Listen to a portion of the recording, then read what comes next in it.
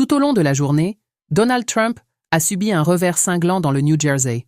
où les chiffres du vote anticipé en personne ont révélé une mobilisation sans précédent des électeurs démocrates et indépendants. Ces derniers ont manifesté leur rejet des priorités de Trump. Une soirée thématique Great Gatsby, des années folles, pendant que des millions d'Américains souffrent. La construction de salons dorés au détriment des aides alimentaires SNAP, ou encore ces discours sur un arc de triomphe plutôt que sur les besoins concrets de la population. Ils ont aussi condamné la suppression de l'assurance santé pour plus de 20 millions de personnes et les déclarations de Trump sur 60 minutes, où il a estimé que les agents d'ICE n'allaient pas assez loin dans leurs opérations musclées, y compris contre des citoyens américains. Les données du 8e jour de vote anticipé au New Jersey, publiées par l'Université du Michigan, montrent une avance démocrate de 14 points sur les républicains en vote en personne, un écart historique. Ce week-end, Barack Obama a soutenu Mikey Sherrill, candidate démocrate au poste de gouverneur, ancienne pilote d'hélicoptère de la Navy, procureur fédéral et mère de 4 enfants.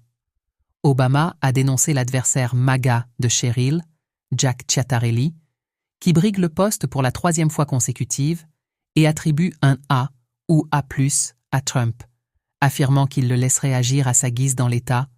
même au prix d'emplois supprimés ou du projet de tunnel Gateway abandonné. Un sondage NBC News indique que les démocrates mènent de 8 points, 50% contre 42%, dans la course au Congrès, la plus large avance depuis 2018. Sur l'inflation, le coût de la vie, la classe moyenne et l'économie, 63 à 70% des Américains estiment que l'administration Trump n'a pas tenu ses promesses, y compris parmi les indépendants. Obama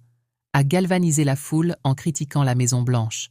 instrumentalisation du ministère de la Justice contre les opposants, limogeage d'officiers loyaux à la Constitution, déploiement de la garde nationale pour des prétendues vagues de criminalité inexistantes, arrestation arbitraire par des agents d'ICE masqués, y compris de citoyens américains, nomination d'un secrétaire à la santé niant la science, ou encore licenciement d'un économiste pour des chiffres d'emploi défavorables. Il a appelé à voter pour des leaders comme Mikey Sherrill, qui craint des emplois, baisse les coûts, unissent et servent les citoyens sans obéir aveuglément à Washington.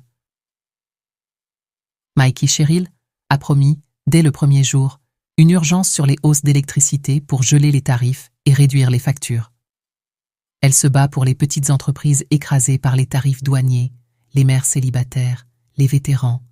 les familles endeuillées par la violence armée et les locataires